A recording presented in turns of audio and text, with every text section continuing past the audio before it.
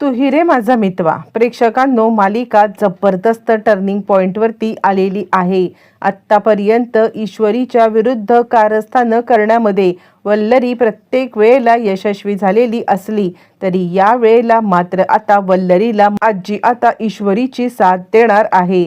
आजीने ईश्वरीची साथ देत या सगळ्यामध्ये आता मात्र ईश्वरीला बरोबर रीतीने सपोर्ट केलेला आहे। बरं, इतकंच नाहीये तर आता वल्लरीचं सत्य शोधण्यासाठी आजी, सुप्रिया आणि त्याचबरोबर ईश्वरी या तिघीजणी ज्या वेळेला एकत्र आल्यात त्यांना अर्णवचा पाठिंबा सुद्धा मिळालाय। मग काय, मग आता आजीने वल्लरीचं सत्य शोधत वल्लरीची हक्कलपट्टी तर केले, पण त्याचबरोबर ईश्वरीने भूतकाळातले अनेक सत्य उलगडत रमाकांतला सुद्धा आता न्याय मिळवून दिलाय। नक्की काय घडलंय, कसं घडलंय, सगळं सविस्तर पाहूया। आता इकडे बाळ रडायला लागल्यावरती आजीने फतवा काढलाय, बाद झालं हे सगळं। काहीही झालं तरी सुद्धा आत्ताच्या आत्ता ईश्वरीला घेऊन आता इथे यायचं आहे। काहीही झालं तरी ईश्वरी कोणत्याही परिस्थितीत घरात येणार म्हणजे येणार। मला या सगळ्यामध्ये खूप वाईट वाटत आहे की आपण या सगळ्यामध्ये कोणत्याही परिस्थितीचा विचार न करता तिला आता जाऊ दिलं। तिच्या आईचं म्हणणं बरोबर आहे। उद्या जर का आपल्या या गोष्टीची शिक्षा आपल्या मुलाबाळांना मिळाली तर आपल्याला बरं वाटणार आहे का? नाही। त्यामुळे मला एक करायचं आहे की जोपर्यंत सत्य समोर येत नाहीये ना तोपर्यंत तर आता ईश्वरी इथेच राहणार आहे। इकडे अंजली सांगते, आजी काय बोलतेस तू? यावरती अंजलीला आता आजी गप्प करते आणि आत्ताच्या आत्ता अर्णव जा, ईश्वरीला या घरात घेऊन ये असं इकडे आता अर्णव आलाय आणि तो ईश्वरीला सांगतोय की घरी चल, आजीने तुला आत्ताच्या आत्ता घरी बोलवलेलं आहे असं म्हटल्यावरती ईश्वरी देवाचे आभार मानते, जेणेकरून त्या घरामध्ये राहून लवकरात लवकर तिला आता त्या घरामध्ये राहून जो कोणी आता या सगळ्यामध्ये दोषी आहे त्याला लवकरात लवकर आता या सगळ्यामधून बाहेर म्हणजे त्याला सत्य समोर आणलंच पाहिजे असा विचार ती आता करत आहे। पर हे सगळं चालू फायनली ईश्वरीला घेऊन आता अर्णव घरी आलाय आणि त्यानंतर मग आता आजी सांगते, खरं तर आमचं चुकलं, म्हणजे कोणताही पुढचा मागचा विचार न करता खरं तर आम्ही तुला घराबाहेर काढलं, हे आमचं जरा चुकलेलंच आहे आणि त्यासाठी खरंच तू मला माफ कर। म्हणजे या सगळ्यामध्ये कितीही झालं ना तरी सुद्धा म्हणजे एका शहानिशा न करता जी गोष्ट आता आम्ही इकडे केले ना त्याची शिक्षा मिळालीच पाहिजे।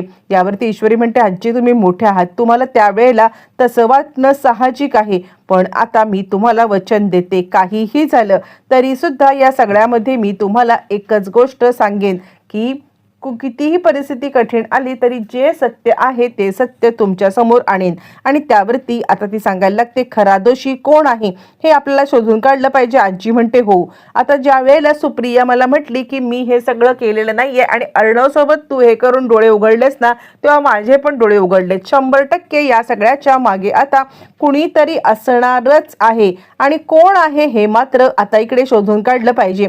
ईश्वरी सांगायला लागते, आजी मला कळत नाहीये की हे फोटो कुणी जपून ठेवले होते किंवा आपल्या या ह्याच्यामध्ये म्हणजे त्या आता ज्या वेळेला डेकोरेशन चालू होतं तेव्हा ते फोटो ज्यांनी टाकले तो माणूस घरातला असणार। आजी म्हणते, हो, ही गोष्ट माझ्या लक्षात नाही आली।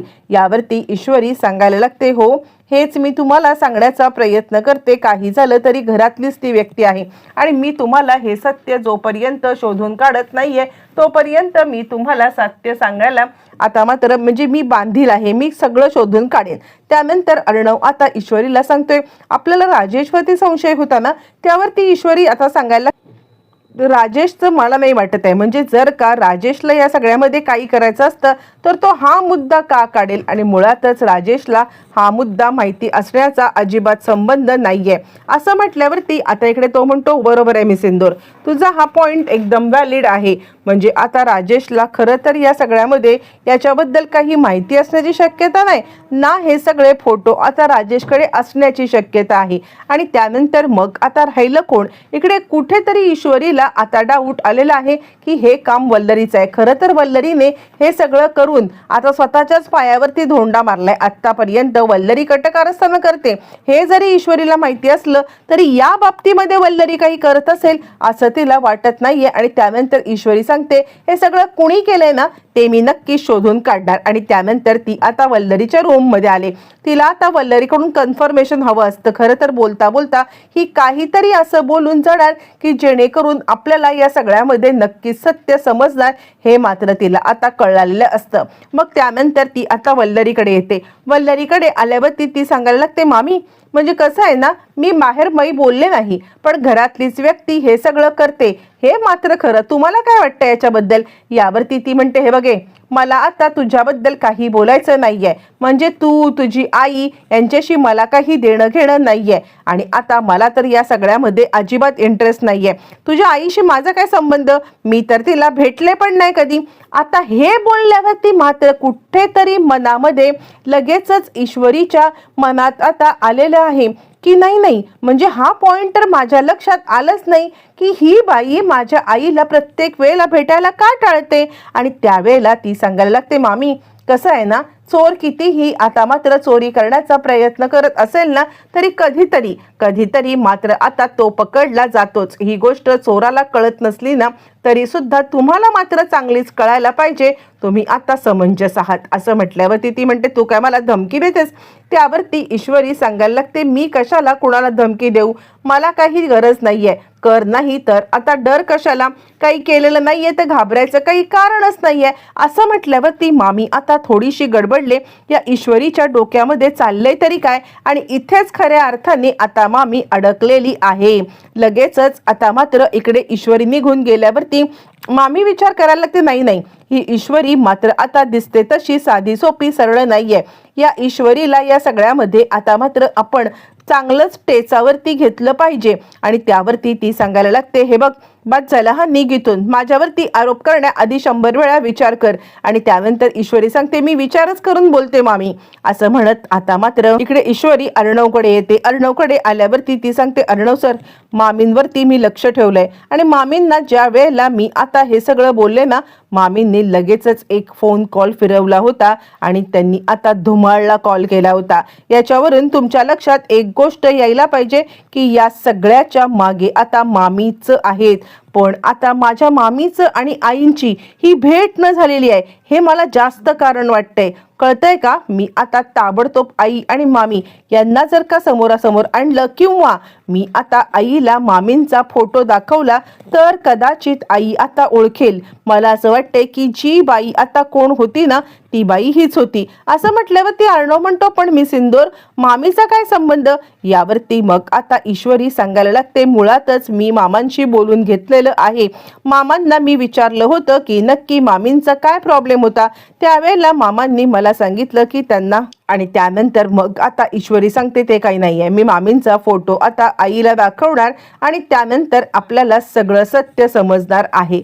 असं म्हटल्यावरती मग आता अर्णव सांगतो, ठीक आहे, जे काही करायचं आहे ना ते आता सगळं समंजसपणाने तू करशील याची मला खात्री आहे. मग आता ईश्वरीने ज्या वेळेला सुप्रियाला फोटो दाखवलाय, सुप्रियाने आता मात्र एकच आकांड तांडव केलाय. सुप्रिया सांगायला लागते, हो ही तीच बाई आहे. अर्णवला हे सगळं सांगितल्यावरती अर्णवला धक्का बसलाय आणि त्यावरती मग आता लगेचच अर्णव विचार करतोय, हे सगळं मामीने का केलं असेल?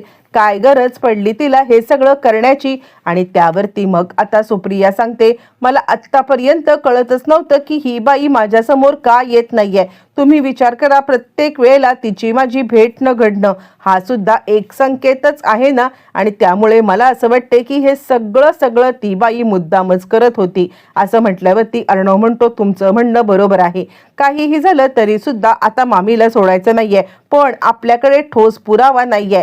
त्यामुळे आता पोलिसांनाच हे सगळं आपल्याला श्रीकांत धुमाळला पकडूनच करायला लागेल. यावरती वल्लरी आता मात्र सुप्रिया सांगायला लागते, चिंता करू नका, सगळं ठीक होईल. आणि मग मोठा प्लॅन आणि त्यानंतर श्रीकांत धुमाळ आणि पोलिसांना घेऊन येत इकडे आता ईश्वरी बरोबर रीतीने इकडे आता मोठा धमाका केलेला आहे.